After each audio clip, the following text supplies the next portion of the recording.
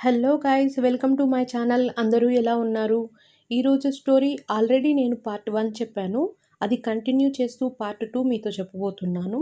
స్టోరీలోకి వెళ్ళే ముందు మీలో ఎవరైనా నా ఛానల్ని వాచ్ చేస్తున్నట్లయితే నా ఛానల్ని సబ్స్క్రైబ్ చేసుకోండి. అలాగే వీడియో కనుక నచ్చినట్లయితే లైక్ చేయండి, షేర్ చేయండి, కమెంట్ చేయండి. అమ్మా నాన్నలతో నాకు అప్పుడే ఈ పెళ్ళి వద్దు, నాకు కొంచెం సమయం ఇవ్వండి అని ఎంత అడిగినా వినకుండా బలవంతంగా వాళ్ళు నాకు ఇష్టం లేకపోయినా చిన్న వయసులోనే పెళ్లి చేశారు. నా భర్త కూడా చిన్న వయసు వాడే.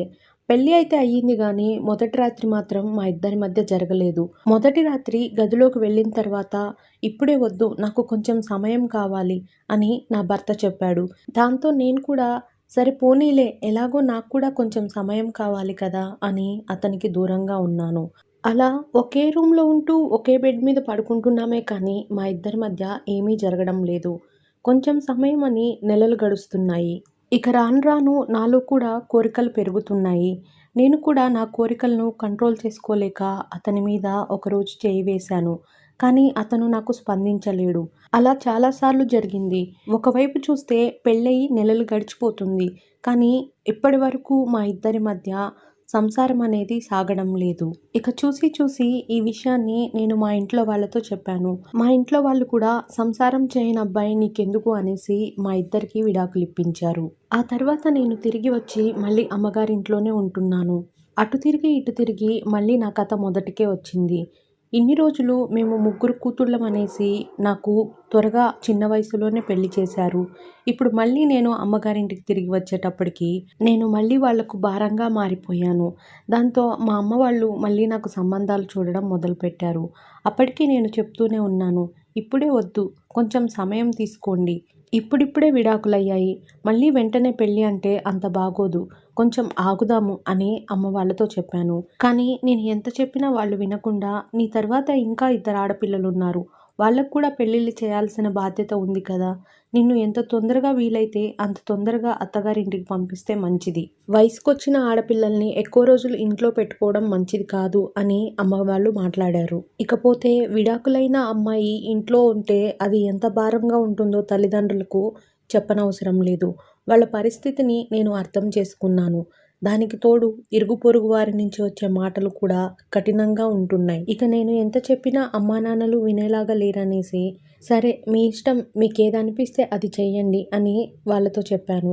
ఇక వాళ్ళు వెంటనే నాకు పెళ్లి సంబంధం చూడడం మొదలుపెట్టారు. కానీ ఇప్పుడే మొదలుపెట్టారు కదా, సంబంధం దొరకడానికి టైం పడుతుందేమో అనుకున్నాను.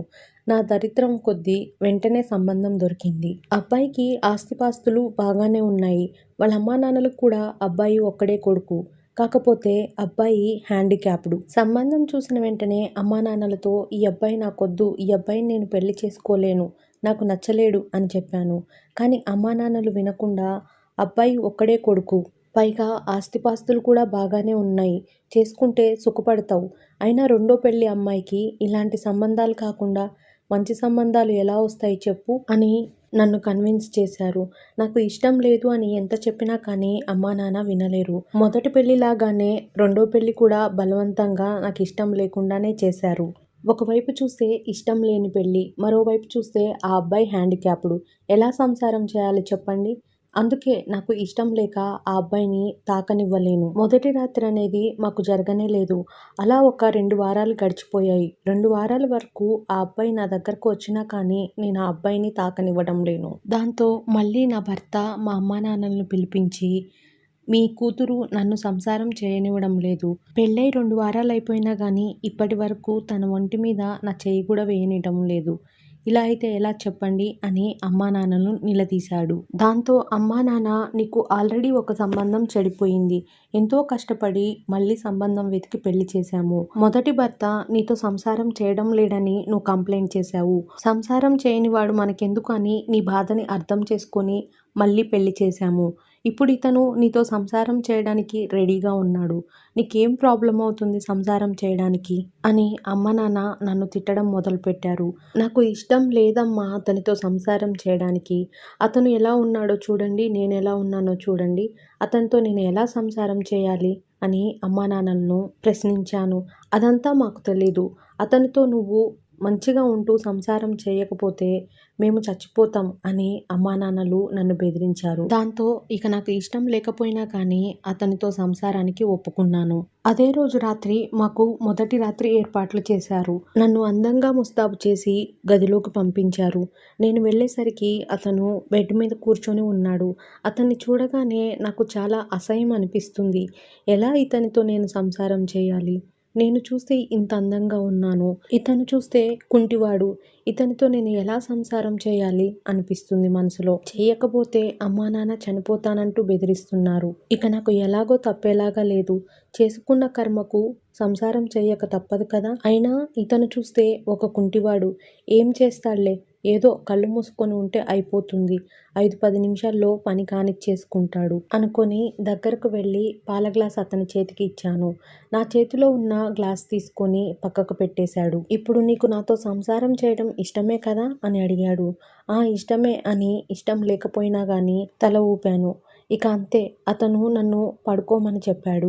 వీడి బొంద వీడేం చేసుకుంటాడులే అని సైలెంట్గా పడుకున్నాను. అలా మెల్లిగా నా మీదికి వచ్చి నా చీరను తొలగించాడు. ఇక ఆ తర్వాత నా ఒంటిపై ఉన్న బట్టలను ఒక్కొక్కటిగా విప్పడం మొదలుపెట్టాడు. నేను కూడా ఏం మాట్లాడకుండా ఉన్నాను. అది సరే కానీ లైట్ ఆఫ్ చేయి అని అతనితో చెప్పాను. లైట్ ఆఫ్ చేయాలా? ఎందుకు? లైట్ ఆఫ్ చేస్తే ఏం కనిపిస్తుందని అన్నాడు. నాకేం అర్థం కాలేదు. అదేంటి, లైట్ ఉంటే ఎలాగా? లైట్ ఉంటే ఇబ్బంది కదా, లైట్ తీసేయ్ అని అతనితో చెప్పాను. లైట్ తీస్తే చీకట్లో ఏం కనిపిస్తుంది చెప్పు? లైట్ ఉండాలి. లైట్ ఉంటేనే కదా వెలుతురులో నేను నీ అందాలను చూడగలిగేది అని లైట్ ఆన్ చేసే పెట్టాడు. సరే వీడేదో చేసుకుంటాడులే, వీడికి ఇంతకన్నా ఏం చేతనవుతుందిలే అని మనసులో అనుకున్నాను. ఇక అలా నా మీదికి వచ్చి నా ఒళ్ళంతా ముద్దులు పెడుతున్నాడు. నా పెదాలను అందుకోబోయాడు. కానీ నాకు ఇష్టం లేక నేను అతనికి నా పెదాలను అందించలేను. దాంతో నా మెడ వంపుల్లో నా ఒళ్ళంతా ముద్దులు పెట్టుకుంటూ ఉన్నాడు. నాకు మాత్రం కొంచెం కూడా ఏ విధమైన ఫీలింగు కలగడం లేదు. అతను మాత్రం బాగా శ్వాస తీసుకుంటున్నాడు. నాకు అర్థమైపోయింది అతనికి బాగా కోరిక కలిగింది అనేసి.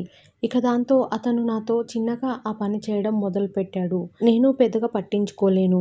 ఏ విధమైన స్పందన కూడా అతనికి ఇవ్వడం లేను. ఒక బొమ్మలాగే పడుకొని ఉన్నాను. చేస్తూ చేస్తూ ఉన్నట్టుండి అతను వేగం పెంచేశాడు. నాకు బాధ కలగడం మొదలైంది.